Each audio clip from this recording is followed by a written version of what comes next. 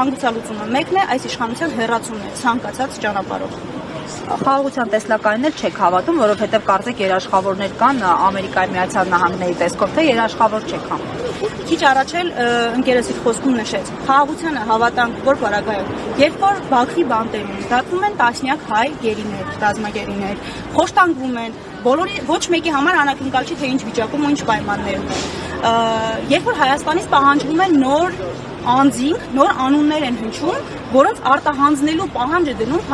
Ալիևը։ Եվ գիտեք վտանգավորը որն է, որ գուցե եւ այդ process-ը Հայաստանում սկսվի, ինչպես բոլոր այն process-ները, որոնք Բաքվի պահանջով Հայաստանում իրականացվել են։ Սահմանադրության փոփոխության մասին խոսակցությունները երբ սկսվեցին Հայաստանում, երբ որ Ալիևը պահանջեց, որ Արցախի վերաբերվող հատվածը Հայաստանի սահմանադրությունից դուրս գա, որովհետեւ դիտարկում էին որպես Ադրբեջանի տարածքների հանդեպ նկրտումներ։ Ոչ, Արցախը հայկական է։ Եվ այո, Արցախը վերադառնալու է Հայաստանին։ Լինելու է հայկական Արցախ։ Անհմանատիպ ակցիաները լինելու են շարունակական հաշվի առնելով, որ իշխանությունները աննահանջ են իրենց քաղաքականության եւ դիրքորոշումների մեջ։ Մենք մեր տեսակետը արտահայտելու խնդիր չունենք, միշտ եղել ենք փողոցում Նիկոլի իշխանության առաջին օրերից եւ կարծում եմ, որ որևէ մեկը չի կարող կասեցնել։ Այստեղ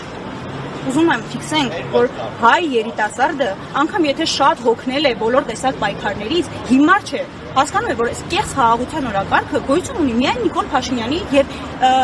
Նիկոլ Փաշինյանից սնուցվող, այո, հենց նյութապես միայն սնուցվող իր իշխանական գործընկերների համար։ Ուրիշ ես չգիտեմ որտեղ է քննարկում խաղաղության,